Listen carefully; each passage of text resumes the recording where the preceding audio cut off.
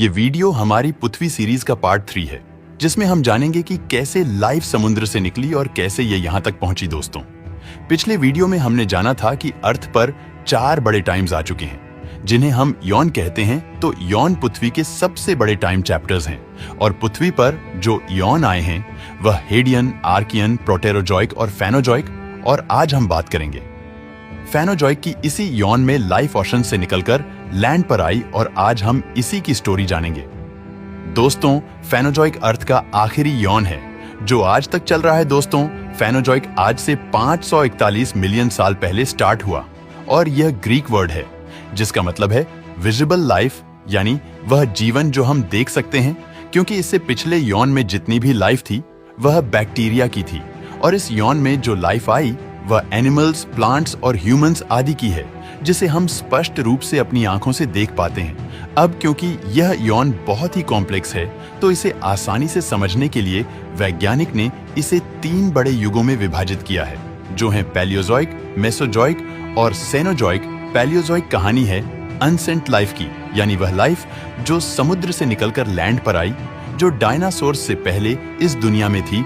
मेसोजॉइक complete chapter है dinosaur का, कि कैसे डायनासोर पैदा हुए, कैसे उन्होंने इस दुनिया पर राज किया और कैसे फिर वह खत्म हुए। और सेनोजॉइक कहानी है मैमल्स की, यानी वह एनिमल्स जो अपने बच्चों को दूध पिलाने लगे, और ह्यूमंस भी इसी कैटेगरी में आते हैं। अब यह तो हमने मोटा मोटा जान लिया कि ये एराज किस किस चीज के हैं, तो चलो इन तीनों एराज को थोड़ा अच्छे से समझते हैं। तो शुरू करते हैं पैलियोजॉइक से। दोस्तों, पैलियोजॉइक पैनोजॉइक का सबसे पहला युग था, और जैसे कि मैंने बताया कि अनसेंट लाइफ का एरा है, तो चलो जानते हैं कि इसकी क्या कहानी है। दोस्तों, यह कहानी है आज से 541 मिलियन साल पहले की। आज से 541 मिलियन साल पहले दुनिया एक बहुत ही अलग जगह थी, जहां दूर दूर तक कुछ नहीं था, ना कोई एनिमल, न डायनासोर और न ही ह्यूमन। जमीन बिल्कुल वीरान थी, और समुद्रों में भी कुछ नहीं था। यह दुनिया एक सुनसान सी जगह थी। लेकिन फिर कुछ अजीब होने लगा। समुद्रों में कुछ अजीब से दिखने वाले क्रिएचर पैदा होने लगे, जिन्हें हम कहते हैं एडियाकरण बायोटा। एडियाकारा हिल्स का नाम था, जहां इन क्रिएचर के फॉसिल्स मिले, और बायोटा का मतलब है लाइफ, यानी एडियाकरण बायोटा वो लाइफ थी जो 541 मिलियन साल पहले एडियाकरण हिल्स के आसपास समुद्रों में रहा करती थी। तो पहले यह लाइफ पैदा हुई, लेकिन उसके बाद समुद्र में लाइफ का ऐसा बूम हुआ कि अलग अलग टाइप के क्रिएचर पैदा होने लगे, जैसे क्लाइंट्स जिनके पास सबसे पहली आंखें आई, सबसे पहली बैकबोन आई, और कुछ क्लाइंट्स ने सबसे पहली शेल्स डेवलप की ताकि वो अपने आप को शिकारियों से बचा सकें। यह अनोमलाकारिस उस समय का सबसे प्रसिद्ध शिकारी। इसके पास 2 आर्म्स थीं, जिनकी मदद से अपने शिकार को पकड़ने लगा और उसे हंट करके खाने लगा। और यह ट्राइलोबाइट उस समय का सबसे प्रसिद्ध जानवर। इसके पास भले ही एक आउटर शेल हुआ करती थी, लेकिन अनोमलाकारिस इसको उल्टा करके खा लिया करता था, क्योंकि यह नीचे से सॉफ्ट था। खैर, आगे बढ़ते हैं दोस्तों। समुद्र में भले ही अब अलग अलग प्रकार के एनिमल्स आ रहे थे, लेकिन जहां जिंदगी आती है वहां मौत भी आती है, ऐसा माना जाता है। जब समुद्र में कॉम्प्लेक्स लाइफ का बूम हुआ, तो कुछ टाइम बाद अर्थ फिर से ठंडी होने लगी, जिसकी वजह से समुद्र के 85% एनिमल्स मर गए, जिसके चलते पहली बार एक मास एक्सटिंक्शन हुई, और जिंदगी ने पहली बार एक बहुत बड़ा दर्द महसूस किया। लेकिन यह तो सिर्फ शुरुआत थी। जिंदगी ने आगे चलकर और भी बड़े दर्द महसूस करने थे, जो आने वाले कुछ मिलियन सालों में देखने को मिलने वाले थे। दोस्तों, मास एक्सटिंक्शन के चलते 85% एनिमल्स मर गए, लेकिन जो 15% बचे वो इवॉल्व होने लगे, और बदलते मौसम और वक्त के हिसाब से अपने आप को बदलने लगे। अब यह है टिक्तालिक, एक ऐसी मछली जो जमीन पर आकर सांस लेने लगी। इसके फिन्स काफी मजबूत थे, जो आर्म्स के जैसे काम करने लगे, यानी ये जमीन पर आकर चलने लगी, और देखते ही देखते ये इवॉल्व होने लगी। इवोल्यूशन के चलते इसका ज्यादा से ज्यादा टाइम लैंड पर गुजरने लगा, और आगे चलकर ये कुछ ऐसे क्रिएचर में इवॉल्व हुई जिन्होंने पहली बार लैंड पर अंडे दिए, और इन क्रिएचर को हम आज रेप्टाइल्स कहते हैं। जी हाँ, अर्थ पर रेप्टाइल्स आने लगे, और लाइफ अब सिर्फ ओशंस में ही नहीं बल्कि लैंड पर भी राज करने लगी। यानी ये वो क्रिएचर थे जिन्हें अब जिंदा रहने के लिए पानी में जाने की कोई जरूरत नहीं थी। ये क्रिएचर सिर्फ लैंड पर जिंदा रहने लगे और देखते ही देखते अर्थ पर जंगल फैल गए, जो इन रेप्टाइल्स के राज करने का गोल्डन टाइम बना। खैर, अर्थ पर अब रेप्टाइल्स थे और जंगल भी फैल गए, तो हुआ ये कि इन जंगल की वजह से अर्थ का ऑक्सीजन लेवल बढ़ने लगा, जिसके चलते कुछ एनिमल्स इतने बड़े हो गए कि इनका सुनकर आप डरने लगोगे। अब ये देखो, ये एक ड्रैगनफ्लाई जो लगभग एक ईगल जितना बड़ा है, इसका नाम मेगानूर है और यह दुनिया का अब तक का सबसे बड़ा कीड़ा माना जाता है। इसकी लेंथ 1.3 फीट और विंग स्पैन लगभग 2.5 फीट था, जो इतना ज्यादा है कि सोचकर भी डर लग जाए। अब कुछ लोग ऐसे होते हैं जो एक कॉकरोच से भी डर जाते हैं। सोचो, अगर इतना बड़ा कीड़ा उनके सामने से उड़ जाए तो शायद उनकी आत्मा उनके शरीर से निकल जाए। चलो आगे बढ़ते हैं दोस्तों। ये है अर्थ्रोप्लूरा, इस दुनिया में रहने वाला अब तक का सबसे बड़ा बग। इसकी लेंथ 9 फीट तक लंबी थी, जो एक ह्यूमन से भी काफी बड़ी है। अब मजे की बात यह है कि ये एनिमल एक हर्बिवोर यानी प्लांट्स खाने वाला एनिमल था, जो किसी को कोई नुकसान तो नहीं पहुंचाता, लेकिन अगर फिर भी इतना बड़ा इंसेक्ट सामने आ जाए तो शायद इंसान कांपने लग जाए।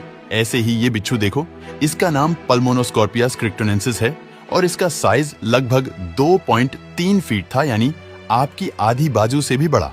वैसे तो आजकल के बिच्छू हाथ से भी छोटे होते हैं, लेकिन इतना बड़ा बिच्छू जो आधी बाजू से भी बड़ा हो, अगर आज जिंदा होता तो पता नहीं इसको देखकर कैसा फील होता।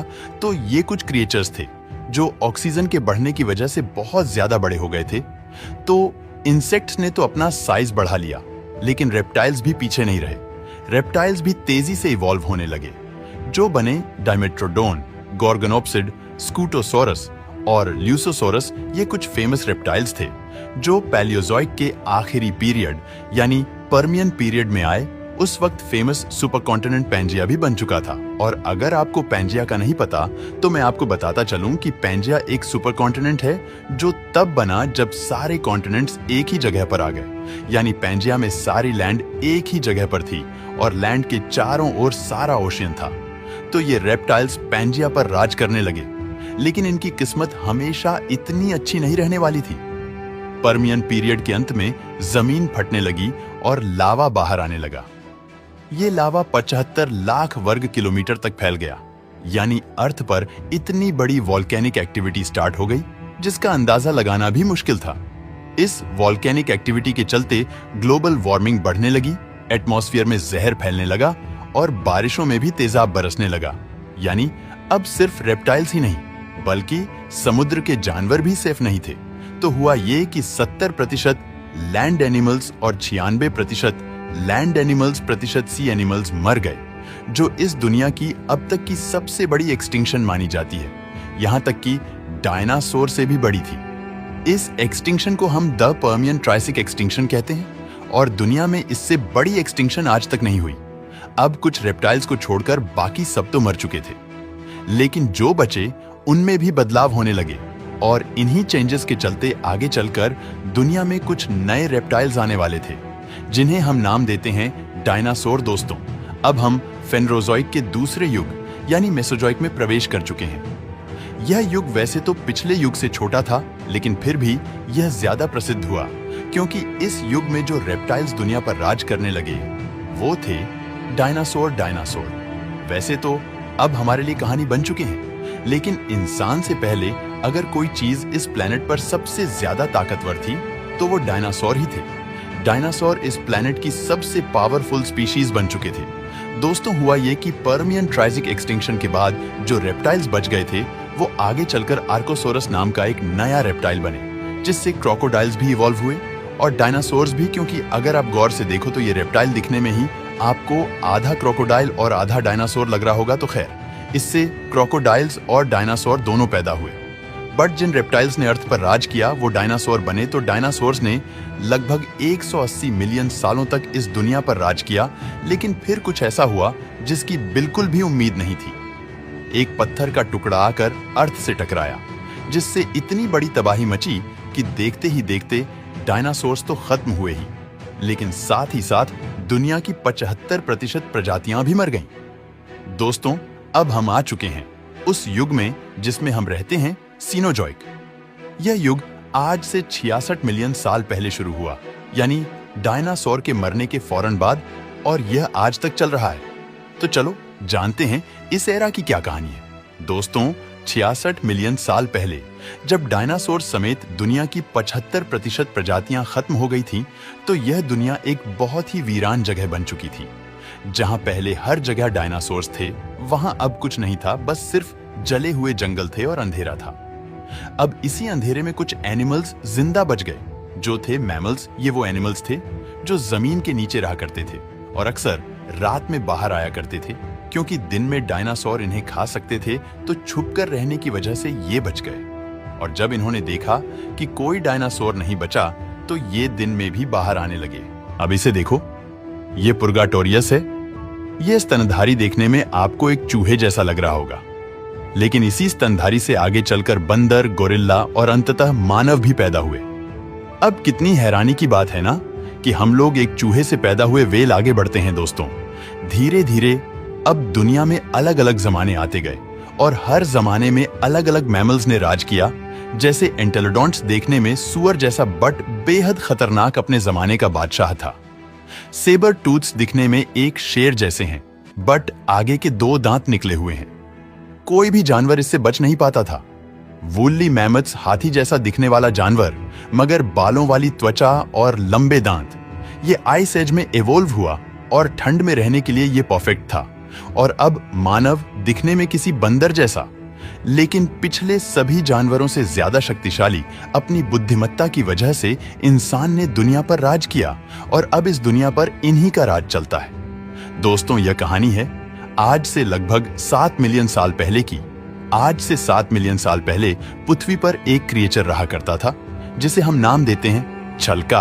अब ये क्रिएचर क्या था, इसके बारे में हमें कुछ खास तो नहीं पता, लेकिन इससे 2 प्रजातियां निकली, एक चिंपांजी और दूसरी होमिनिन। अब क्योंकि ये दोनों एक ही क्रिएचर से निकले थे, तो इन्हें हम एक दूसरे का कजिन कह सकते हैं।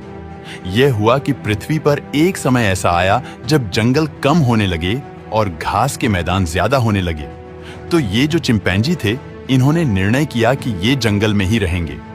लेकिन होमिनिड्स ने अपना इरादा बदला और जंगल छोड़कर मैदानों की तरफ निकल पड़े। अब यहां से शुरू हुआ सबसे बड़ा परिवर्तन, एक ऐसा परिवर्तन जिसने होमिनिड्स की तकदीर बदल कर रख दी। क्योंकि जब इन्होंने जंगल छोड़कर मैदान में जाने का फैसला किया, तो यह कोई पिकनिक पर जाने जैसा नहीं था, बल्कि एक डेडली सर्वाइवल चैलेंज था। क्योंकि अपने कजिन्स की तरह ये भी पेड़ों के आदी थे। लेकिन जब मैदान में गए तो इन्हें वहां कोई पेड़ नहीं मिला। मैदान में जाते ही इन्होंने बहुत सी चुनौतियों का सामना करना पड़ा, जिन्होंने इन्हें होमिनिड्स से इंसान बनाया। जी हाँ, इनके इसी फैसले ने इनकी तकदीर बदली। और जो चीज चिंपांजी नहीं कर पाए, वो होमिनिड्स ने कर दिखाई। हुआ ये कि जब होमिनिड्स ने जंगल छोड़ा, तो इनके आगे बहुत सारे चैलेंजेस आए। जैसे जंगल में तो ये लोग पेड़ों पर चढ़कर छुप जाया करते थे, लेकिन मैदानों में ये कहां छुपते। इनफैक्ट इन्हें तो घास में दिख भी नहीं पाता था। तो इन्होंने क्या किया, इन्होंने 2 पैरों पर खड़ा होना सीखा, जिससे इन्हें दूर दूर तक दिखाई देने लगा। ये अपने दुश्मन को दूर से देखना सीखना सीख गए और इनकी इसी आदत ने इन्हें 2 पैरों पर चलना सिखा दिया। इसके अलावा जंगल में फल थे, पौधे थे और कुछ कीड़े खाने को मिल जाया करते थे। लेकिन अब मैदानों में कुछ नहीं था, तो इन्होंने क्या किया, ये दूसरे एनिमल्स का छोड़ा हुआ शिकार खाने लगे और कुछ छोटे एनिमल्स को भी हंट करने लगे, जिससे इनकी भोजन की आवश्यकताएं पूरी होने लगी। अब आप सोच रहे होंगे कि ऐसा कैसे हो सकता है, ये तो बंदर थे ना, तो ये मांस कैसे खाने लगे। दोस्तों, बात ये है कि होमिनिड्स और चिंपांजी दोनों ही ओमनिवर्स थे, यानी ये मीट और प्लांट्स दोनों खा सकते थे। दरअसल चिंपांजी तो आज भी मांस खाते हैं। ये आज भी कुछ छोटे बंदर और भेड़ बकरियों को कच्चा चबा जाते हैं। तो होमिनिड्स ने मैदान में आकर ज्यादा मांस खाना शुरू किया, जिससे इनके मस्तिष्क को और ज्यादा ताकत मिलने लगी। और इन सब के अलावा जंगल में इनके दुश्मन कुछ तेंदुए या कुछ बड़े सांप थे। लेकिन मैदान में इनके दुश्मन थे सीधा सैब्रेटूथ, भेड़िए और कुछ बड़े हायना, जिनकी सिर्फ एक बाइट फोर्स ही हड्डियां तोड़ने के लिए काफी थीं। तो इन्होंने क्या किया, ये लोग समूहों में रहना सीख गए और इन्होंने हथियार भी बनाना सीखे। तो ये लोग अब जहां भी जाते थे, ग्रुप्स में जाते थे और हथियारों का उपयोग करते थे, जिससे ये लोग शिकारियों से बचना सीख गए। यानी ओवरऑल देखा जाए तो होमिनिड्स ने एक ऐसा फैसला कर लिया था जिससे ये हमेशा के लिए खत्म भी हो सकते थे। लेकिन ऐसा नहीं हुआ, इन्होंने सरवाइव किया और आज यही होमिनिड्स ह्यूमन बन चुके हैं जो दुनिया पर राज करते हैं।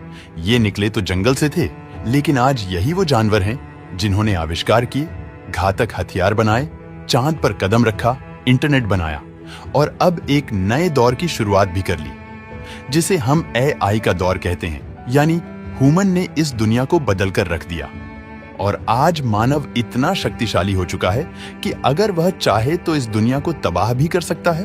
वैसे तो ह्यूमन के एवोल्यूशन की कहानी भी काफी लंबी है, लेकिन आज के लिए इतना ही। वीडियो पसंद आया हो तो लाइक और शेयर करें